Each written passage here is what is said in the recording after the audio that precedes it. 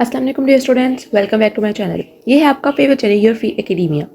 Okay बच्चों, जैसा कि आप लोगों को पता है कि हम बायोडाइवर्सिटी जब स्टडी कर रहे थे, लास्ट लेक्चर के अंदर हम लोगों ने स्टडी किया था बाइनोमियल नोमेनक्लेचर। हमने देखा था कि साइंटिस्ट ने किस तरह ऑर्गेनिजम्स को डिफरेंट साइंटिफिक नेम्स दिए हैं और उसका क्या क्या सिग्निफिकेंस थी, क्या उसकी इंपॉर्टेंस थी। आज की जो वीडियो है वो बेसिकली बायोडाइवर्सिटी से ही रिलेटेड है, जिसके अंदर हम समझेंगे कि बायोडाइवर्सिटी क्यों इतनी ज़रूरी है और इसकी कंजर्वेशन के लिए ह्यूमन को क्या स्टेप्स करने चाहिए और इसकी कंजर्वेशन के लिए हमारे जो ह्यूमन के इम्पैक्ट्स हैं वो क्या क्या हो रहे हैं। मीन्स कि हम किस तरह अपनी बायोडाइवर्सिटी को नुकसान पहुंचा रहे हैं। इसके इम्पैक्ट्स और इसके सोल्यूशन की तरफ जाने से पहले हम लोगों को ये समझना ज़रूरी है कि बायोडाइवर्सिटी की सिग्निफिकेंस क्या है। आप लोगों को पता है कि अल्लाह पाक ने दुनिया बनाई है और आपने देखा होगा कि इसके अंदर कितनी वैरायटी है। एक ही जीन का, एक ही स्पीशी के जो ह्यूमंस हैं वो भी एक दूसरे से मिलते जुलते नहीं हैं, बल्कि डिफरेंट है। आप लोग अपने सिबलिंग्स देख लो, आप लोगों के दरमियान और उनके दरमियान कितने डिफरेंसेस हैं। सेम इस तरह अल्लाह पाक ने इतनी वैरायटी सिर्फ ह्यूमंस में नहीं बनाई, बल्कि हर एक एनिमल्स में, माइक्रो ऑर्गेनिज्म में, लिविंग थिंग्स में, नॉन लिविंग थिंग्स में, हर एक चीज़ में a large number of variety जो है वो बनाई है। और इसका पर्पस क्या है? इसका पर्पस ये है कि इंसान जो है वो एक ही तरह की चीज़ें दे देकर बोर ना हो। अब डिफरेंट ऑर्गेनिजम्स बने हैं, अब डिफरेंट ऑर्गेनिज्म जो हमारे पास बने हैं उनके डिफरेंट फ़ायदे हैं। ठीक है, अल्लाह पाक ने ज़मीन के अंदर जो भी चीज़ बनाई है वो बगैर किसी फ़ायदे के नहीं बनाई है। हर एक चीज़ का कोई ना कोई बेनिफिट है। हमें अभी तक उसके बेनिफिट नहीं पता चले तो हम उसको कहते हैं कि ये हमारी यूज़ की चीज़ नहीं है, ठीक है, इसका कोई फ़ायदा नहीं है। बल्कि हर एक चीज़ जो दुनिया में प्रेजेंट है, लिविंग है, नॉन लिविंग है, उसका कोई ना कोई फ़ायदा है और अल्लाह पाक ने हमारे पर्पस के लिए ही बनाई है वो चीज़। अब कंजर्वेशन ऑफ बायोडाइवर्सिटी से मुराद क्या है? Conservation of biodiversity. अब बच्चों, आप लोगों ने देखा होगा जैसे जैसे पॉपुलेशन जो है वो इंक्रीज कर रही है, बहुत सारी जगह जो आपके पास पहले लैंड या एग्रीकल्चर पर्पजेज के लिए यूज़ होती थी वो एलिमिनेट करी जा रही है, वो वहाँ से ख़त्म की जा रही है, वहाँ पर कॉलोनियाज बनाई जा रही हैं। इन कॉलोनीज का पर्पज़ क्या होता है कि वहाँ पर जो लोग आते हैं, अर्बनाइजेशन करते हैं, गाँव से उठ के शहरों में हायर एजुकेशन के लिए आते हैं, वो वहाँ पर शिफ्ट हों, उनके लिए कॉलोनीज बने। ये एक तरह से एक अच्छी चीज़ भी है कि लोग गाँव से उठ के शहरों में पढ़ने के लिए आ रहे हैं। लेकिन ये अगर आप लोग साइंटिफिक पॉइंट ऑफ व्यू से देखें, अपनी बायोडाइवर्सिटी के पॉइंट ऑफ व्यू से देखें, अपने सराउंडिंग्स के पॉइंट ऑफ व्यू से देखें, तो ये एक बहुत डेंजरस चीज़ है। क्यों? क्योंकि जहाँ पर काट कर, जहाँ पर जंगलात है, वहाँ पर काट कर आप लोग कॉलोनीज बना रहे हो, वहाँ पर जो सारा का सारा एरिया था, फॉरेस्ट इकोसिस्टम था, वो काफ़ी ज़्यादा ऑसम की एक मस्कन था, वहाँ पर वो रह रहे थे। ठीक है, डिफरेंट टाइप्स ऑफ प्लांट्स थे, एनिमल्स थे, लिटिल माइक्रो ऑर्गेनिजम्स थे, और वो सारे के सारे हमारे इन्वायरमेंट को किसी ना किसी तरह फायदेमंद दे रहे थे, फायदा दे रहे थे। अब एक जगह पर आप लोग इतने ज़्यादा प्लांट्स हैं, जस्ट इमेजिन कि वहाँ पर 1000 ट्रीज हैं। अब आप उन 1000 ट्रीज को कट करके वहाँ पर आप कोई कॉलोनी बना रहे हो और अब वहाँ पर मैक्सिमम 200 to 300 ट्रीज रह गए, तो आप देखो कि हमारी इन्वायरमेंट किस हद तक पोल्यूट हो जाएगी। तो बेसिकली बायोलॉजिस्ट का, इन्वायरमेंटल साइंटिस्ट का ये रोल होता है कि उन्होंने देखना है कि हम किस तरह अपनी बायोडाइवर्सिटी को प्रोटेक्ट कर सकते हैं, उसकी कंजर्वेशन कर सकते हैं, ताकि हमारी इन्वायरमेंट जो है वो क्लीन रहे और हमारी इन्वायरमेंट से जितने भी हमें फ़ायदे आ रहे हैं वो आते रहें। अब इसके सिलसिले में दो चीज़ें आती हैं। अब आप लोगों ने देखा है कि कुछ चीज़ें ऐसी होती हैं जो कि वक्त के साथ साथ ख़त्म हो जाती हैं, ठीक है, और कुछ चीज़ें ऐसी हैं जो कि वक्त के साथ साथ कह रहे हैं कि ये डेंजर में है। इसकी दो चीज़ें होती हैं, एक चीज़ होती है एक्सटिंक्ट, एक चीज़ होती है इंडेंजर्ड। आपने बहुत कॉमन एग्जाम्पल सुनी होगी, आप लोग कहते हो कि जो इंडस डॉल्फिन है, बहुत कॉमन एग्जाम्पल, हम कहते हैं कि इंडस डॉल्फिन जो है वो एक इंडेंजर्ड स्पीशी है, वो आहिस्ता आहिस्ता एक्सटिंक्ट होने के करीब है। अब इंस्टिंक्ट का मतलब क्या है और इंडेंजर्ड का मतलब क्या है? इंस्टिंक्ट हमारे पास एक ऐसी स्पीशी होती है, कोई ऐसा ऑर्गेनिज्म होता है जो कि कुराए अर्ज पे, जो कि अर्थ के ऊपर ख़त्म हो चुका होता है, उसका कोई भी, उसका एंसेस्टर, प्रीडिसेसर कुछ प्रेजेंट नहीं होता, तो उसको कहते हैं हम इंस्टिंक्ट हो गई स्पीशी।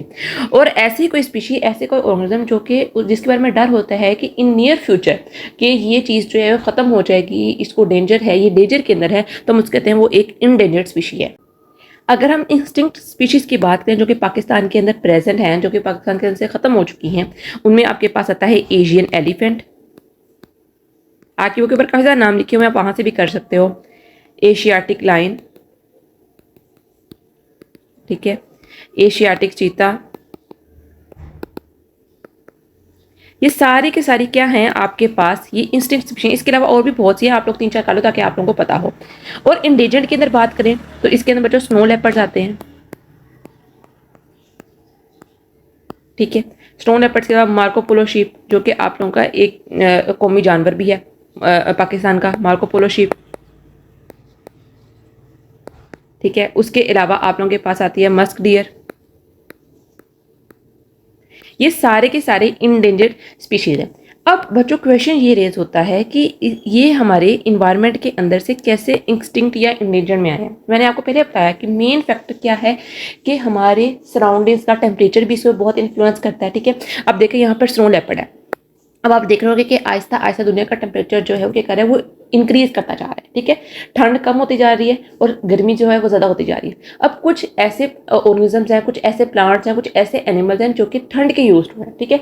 अब आप लोग बियर ले आओ, ठीक है। बियर जो होगा वो गर्म इलाके में कभी भी नहीं रहता। पांडा ले आओ, गर्म इलाके में कभी भी नहीं रहेगा।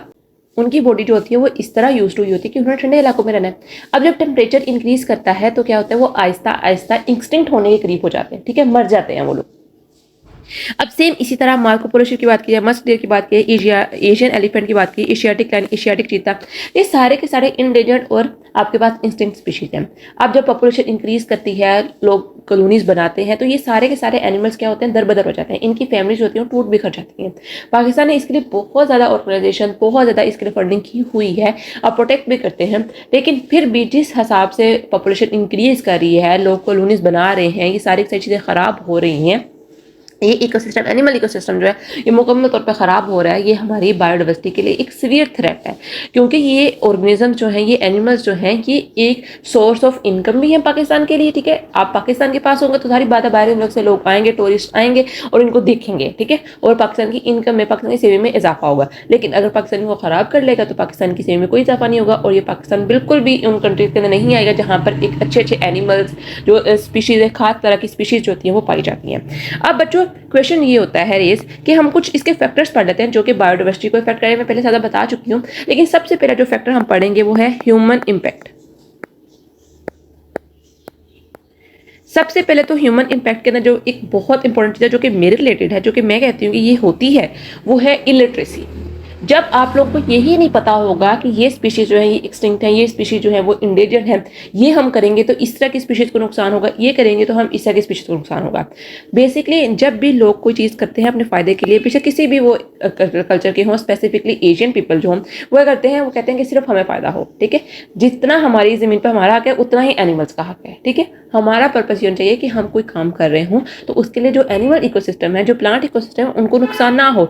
लेकिन जब हम कॉलोनीज वगैरह बनाते हैं, ठीक है, वहाँ पर बिल्डिंग्स बन रही हैं, कमर्शियल प्लॉट्स हम बाय करते हैं, वहाँ पर जितने भी ट्रीज़ हैं, जितने भी ऑर्गेनिज्म हैं, वो सारे के सारे दर हो जाते हैं, ठीक है। या तो उनको मार दिया जाता है या फिर उनको ख़त्म कर दिया जाता है किसी भी किस तरह। तो इससे ये ह्यूमन इम्पैक्ट जो होते हैं वो आहिस्ता आहिस्ता करते हैं, बायोडाइवर्सिटी को रिड्यूस करती है, ठीक है। वो इतनी ज़्यादा वैरायटी ऑफ एनिमल्स को क्या करती है, कम कर देती है। अब देखिए एक और बहुत इंपॉर्टेंट जो आपकी बुक के बाद लिखी हुई है, वो लिखी हुई है यूकलिप्टस प्लांट के बारे में, यूकलिप्टस प्लांट के बारे में, ठीक है। अब देखिए जो हर एक प्लांट है, हर एक ऑर्गेनिज्म है, वो अल्लाह पाक ने डिवाइड किया हुआ है के ऊपर, ठीक है। वो अल्लाह पाक ने उस एरिया के हिसाब से ही डिवाइड किया हुआ है, ठीक है। अब यूकलिप्टस प्लांट जो है वो ऑस्ट्रेलिया में बहुत ज़्यादा पाया जाता था। अब पाकिस्तान सोचा हम इसको इंपोर्ट कर लेते हैं। अब पाकिस्तान ने इंपोर्ट तो कर लिया, लेकिन पाकिस्तान ने इसके इफेक्ट स्टडी नहीं किए थे कि इसकी नेचर कैसी होती है। अब इसकी नेचर कैसी है कि ये बहुत ज़्यादा वाटर को सक करता है, इसकी रूट्स जो होती हैं बहुत ज़्यादा गहरी होती हैं, डीप अंडरग्राउंड वाटर टेबल को डिस्टर्ब कर देती है जाके, ठीक है। और इसके साथ जो इसके नेबरिंग प्लांट्स होते हैं क्या करती हैं, उसका भी वाटर जो होता है उसको एक्सट्रैक्ट कर लेती हैं। तो ये क्या कर रही है, हमारे इकोसिस्टम को ख़राब कर रही है, ये हमारी बायोडाइवर्सिटी को ख़राब कर रही है, ठीक है। तो जब भी आप लोगों ने किसी न्यू चीज़ को इनिशिएट करना होता है तो एडवांटेजेस से पहले उसके डिसएडवांटेजेस देखे जाते हैं, ठीक है। हम देखते हैं कि उसके प्रॉपर्टीज़ कैसी हैं, उसकी नेचर कैसी है, तभी नई चीज़ों को इंट्रोड्यूस करवाया जाता है। अब देखिए आपके ऊपर एक और एग्जाम्पल दी गई है सी स्टार फिश की, ठीक है। सी स्टार फिश की आपके बुक के ऊपर एग्जाम्पल दी गई है। उस एग्जाम्पल के मुताबिक वो कहते हैं कि सी स्टार फिश जो होती है वो मजल्स को ईट करती है, ठीक है। ये भी एक ऑर्गेनिज्म है। कहते हैं कि अगर तो आप क्या करो कि अगर आप लोग सी स्टार फिश को अपने रीजन से रिमूव कर दो, ठीक है, तो क्या होगा कि मजल्स जो होंगी वो बहुत ज़्यादा इंक्रीज कर देंगी, और वो मजल्स जो होंगी वो स्मॉल ऑर्गेनिज्म को, स्मॉल इंसेक्ट्स को, स्मॉल प्लांट्स को खाना शुरू कर देंगी, जिसकी वजह से उनकी बायोडाइवर्सिटी जो होती है वो कम हो जाती है। ये सारी चीज़ें एक फूड चेन से भी रिलेटेड होती हैं। तो बात कहने का मकसद ये है कि एक अगर आप लोग किसी एक चीज़ की एक्सेस कर दोगे तो ऑटोमेटिकली दूसरी चीज़ की डिक्लाइन स्टार्ट हो जाएगी, जिसकी वजह से हमारी बायोडाइवर्सिटी का जो एक लेवल है, एक इक्विलिब्रियम है, वो डिस्टर्ब हो जाएगा। तो जब भी आप लोगों ने किसी चीज़ को, न्यू चीज़ को इनिशिएट करवाना है, कोई नया स्टेप लॉन्च करना है, तो आप लोगों ने पहले ये देखना है कि इससे फ़ायदे में कितने लोग हैं और इससे नुकसान किन किन स्पीशीज़ को हो रहा है, किन किन ऑर्गेनिज्म को, किन किन एनिमल्स को हो रहा है। तो आप लोगों ने ये बात हमेशा याद रखनी है कि जब भी आप लोगों ने बायोडाइवर्सिटी के बारे में पढ़ना है तो आप लोगों के जहन में यह होना चाहिए कि किस तरह हमारी नेचर, हमारी सराउंडिंग्स जो है वो हमारी बायोडाइवर्सिटी को ख़राब कर रही हैं। ठीक है, अब देखें, जहाँ पर 1000 ट्रीज होंगे, 1000 प्लांट्स होंगे, ठीक है, वो हमें ऑक्सीजन प्रोवाइड करेंगे, वो एज अ नेचुरल जो होंगे वो फिल्टर काम कर रहे होंगे। लेकिन अगर वहीं पर सारे के सारे ट्रीज कट करके वहाँ पर आप लोग कॉलोनीज बना लो, कोई कमर्शियल एरिया बना दो, वहाँ पर आप 200-300 ट्रीज रह गए, वो कितनी हद तक आप लोगों के फिल्टर कर पाएंगे ऑक्सीजन को? ठीक है, वो नहीं कर पाएंगे। तो इसलिए बेसिकली जब भी आप लोग इस तरह की चीज़ों को देखो तो देखो, आप लोग सोचो कि हमने और प्लांटिंग करनी है और प्लांटेशन करनी है, ताकि क्या हो कि हमारी इन्वायरमेंट जो है वो साफ हो सके। ठीक है, और हीट जो है वो रिड्यूस हो सके। आप लोगों ने ये भी देखा होगा कि किस तरह कि जब काफ़ी ज़्यादा ट्रैफिक जो होती है वो जैम हो जाती है, वहाँ पर कितना टेम्परेचर इंक्रीज रहता है। ठीक है, और वहीं पर अगर काफ़ी ज़्यादा प्लांट्स भी साथ लगे हों, ठीक है, ट्रीज लगे हों, तो वो ऑटोमेटिकली उसका सिनर्जिस्टिक इफेक्ट हो जाता है। ठीक है, तो आप लोग ये सारी चीज़ें देखें, अपने सराउंडिंग की सारी चीज़ें ऑब्जर्व किया करें। ठीक है, ये सारी चीज़ें जो होती हैं ये बुक्स में नहीं लिखी होती हैं, सारी चीज़ें ऑब्जर्वेशन के ऊपर बेस्ड होती हैं। ये सारी ऑब्जर्वेशन है, जो सारी बातें मैंने आप लोगों को बताई हैं, ये सारी की सारी बातें मेरी अपनी ऑब्जर्वेशन के ऊपर बेस्ड थी। ठीक है, एग्जाम्पल जो होती है वो मैंने आप लोगों को बुक से बताई हैं, लेकिन सारी की सारी बातें थी मेरी अपनी ऑब्जर्वेशन के ऊपर बेस्ड थी, जो मैंने देखी हुई हैं। ठीक है, जो हमने पढ़ी हुई हैं। तो ये था बच्चे बेसिकली आप लोगों का कंजर्वेशन ऑफ बायोडाइवर्सिटी के अंदर पहला ह्यूमन इम्पैक्ट के वो किस तरह ह्यूमन इम्पैक्ट होते हैं वो बायोडाइवर्सिटी को इफेक्ट कर रहे हैं। इसके बाद एक बहुत इंपॉर्टेंट इफेक्ट है जो कि है डिफॉरेस्टेशन का, वो बहुत बहुत इंपॉर्टेंट है, उसको हम कल पढ़ेंगे। तो बच्चों आज के लिए इतना ही, कल मिलते हैं एक नई अच्छी वेबसाइट, तब तक के लिए फी अमान अल्लाह।